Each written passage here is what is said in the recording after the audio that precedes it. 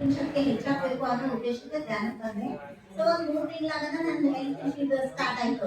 So ಅನಾರೋಗ್ಯದಿಂದ start ಆಯ್ತು. ನೋಡಕ್ ಚೆನ್ನಾಗೇ ಇದ್ದೇನೆ, ಬಟ್ ನನಗೆ ಹೆಂಗಪ್ಪ ಅಂದ್ರೆ ಒಳಗೊಳಗೆ ಮಾನಸಿಕ ಹಿಂಸೆ, ಏನೋ ರೀಸನ್ ಇಲ್ಲ, ನನ್ಗೆ ಏನೋ ಪ್ರಾಬ್ಲಮ್ ಇಲ್ಲ, ಬಟ್ ಆದ್ರೂ ನನಗೆ ಒಳಗೊಳಗೆ ಏನೋ ಒಂಥರ ಹಿಂಸೆ ಅನ್ಸೋದು, ಚೆನ್ನಾಗಿ ಊಟ ಮಾಡ್ಬೇಕು ಅನ್ಸ್ತಿಲ್ಲ, ಸುಮ್ಮನೆ ಮಲಗ್ದಲ್ಲೇ ಮಲಗ್ತಿದ್ದೆ, ಎದ್ದೇಳ್ಬೇಕು ಅನ್ಸ್ತಾ ಇದ್ದಿದ್ದಿಲ್ಲ, ಏನಾದ್ರೂ ಸ್ಪೆಷಲ್ ಏನು ಮಾಡ್ಕೊಂಡು ತಿನ್ಬೇಕು ಅನ್ಸ್ತಿದ್ದಿಲ್ಲ, ಮಕ್ಕಳಿಗೆ ಚೆನ್ನಾಗಿ ಅಡಿಗೆ ಮಾಡ್ಬೇಕು ಅನ್ಸ್ತಿದ್ದಿಲ್ಲ, ಏನು ಯಾವುದ್ರಲ್ಲಿ ಇಂಟ್ರೆಸ್ಟ್ ಇಲ್ಲ, ಎಲ್ಲದ್ರಲ್ಲಿ ತುಂಬಾ ಇದು ಆಗ್ಬಿಟ್ಟಿದೆ.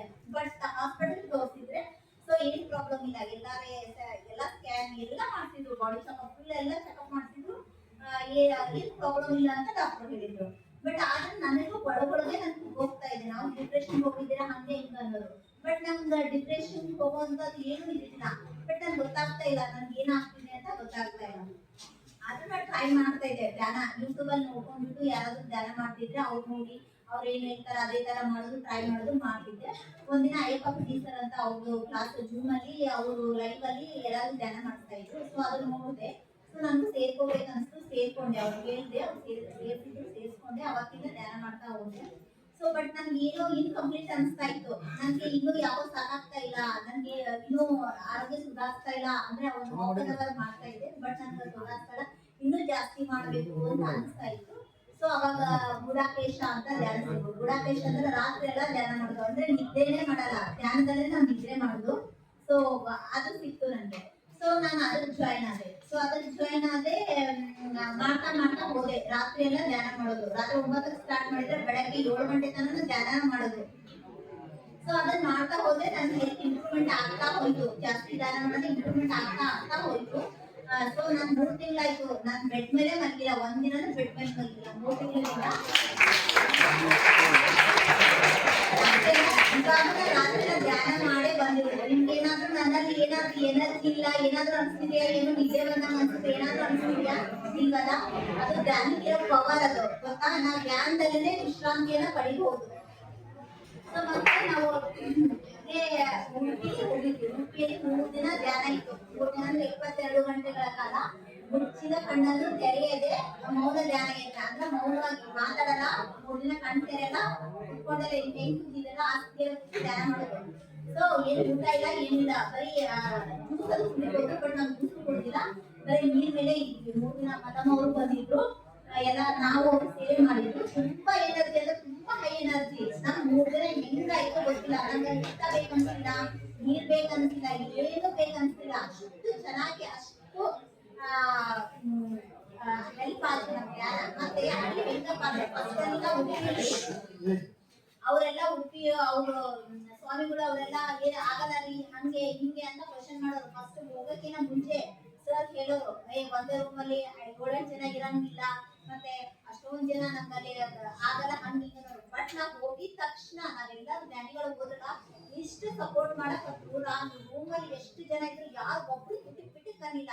ಇವಾಗ ಎಲ್ಲಾದ್ರೂ ರೂಮ್ ಬುಕ್ ಮಾಡೋದ್ರಿಂದ 3 ಜನನೇ ಇರ್ಬೇಕು, ಒಂದು ಫ್ಯಾಮಿಲಿ ಅಷ್ಟೇ ಇರ್ಬೇಕು ಅಂತ ಹೇಳ್ತಿಲ್ಲ. ನಾವು 10-12 ಜನ ಇದ್ರು ಸತೆ ಯಾರು ಬಿಟ್ಟು ಕಣ್ಣಿಲ್ಲ, ಯಾಕಂದ್ರೆ ಅದು ಧ್ಯಾನಕ್ಕಿರೋ ಪವರ್. ಮತ್ತೆ ಅವ್ರ ಸ್ವಾಮಿಗಳನ್ನ ಹಂಗೆ ಒಂದ್ ಫಸ್ಟ್ ಅವ್ರು ಹೇಳೋಕಿನ ಮುಂಚೆ ಕಂಡೀಷನ್ ಮಾಡೋರು, ಹಂಗೆ ನೀವು ಬಿಡಿ, ನಾವ್ ಪರ್ಮಿಷನ್ ಕೊಡಲ್ಲ, ಹಂಗೆ ಹಿಂಗೆ ಅಂತ ಹೇಳೋರು.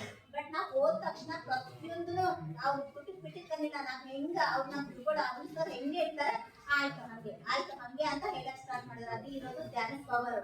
ಯಾಕಂದ್ರೆ ಕೃಷ್ಣನೇ ಮಾಡಿಸ್ಕೊಂತ ಇದ್ದಾನೆ, ನಾವು ಮಾಡ್ತಾ ಇರೋದಲ್ಲ, ಅದು ಕೃಷ್ಣನ ಹೇಳಿದ್ದು, ನೀವು ನನ್ನ ಸನ್ನಿಧಿಗೆ ಬಂದು ಧ್ಯಾನ ಮಾಡ್ಬೇಕು ಅಂತ ಕೃಷ್ಣ ಹೇಳಿದ. ಅದನ್ನ ನಾವು ಅದನ್ನ ನೆರವೇರಿಸಿದ್ವಿ ಅಷ್ಟೇ. ಕೃಷ್ಣ ಹೇಳಿದ್ದು, ಅದಕ್ಕೆ ಅವನೇ ಅದನ್ನ ಆ ತರ ಅದನ್ನೆಲ್ಲ ಹೆಲ್ಪ್ ಮಾಡಿದ.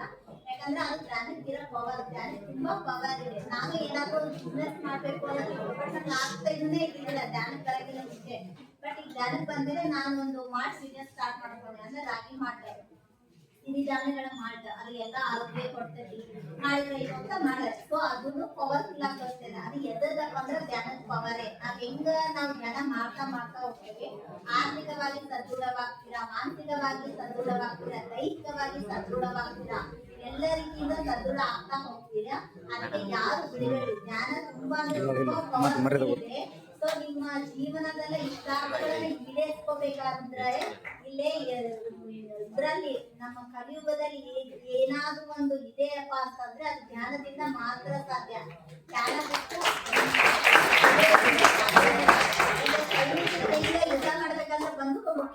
ಬಂದಾಗ ಹೊರಡಕ್ ಆಗುತ್ತಾ ಸೈನಿಕನಿಗೆ ಇಲ್ಲಲ್ವಾ ಹಂಗೆ ಒಂದು ಬಂದೂಕಿದ್ದಂಗೆ ಧ್ಯಾನ ಯಾರಾದ್ರೂ ಬಂದು ಮಾಡ್ಬಿಡೋಕೆ ಸೊ ಆತರ ಅಂದ್ರೆ ನಮ್ಮ ಆ ರೀತಿ ನಾವು ಧ್ಯಾನದಿಂದ ಹೇಳ್ಕೋಬಹುದು. ಸೊ ಅದಕ್ಕೆ ಕಂಪಲ್ಸರಿ ಯಾರು ಮಾಡಿ ತುಂಬಾ ಚೆನ್ನಾಗಿದೆ, ಅದ್ಭುತವಾಗಿದೆ. ಮಿಸ್ ಮಾಡ್ಕೊಂಡು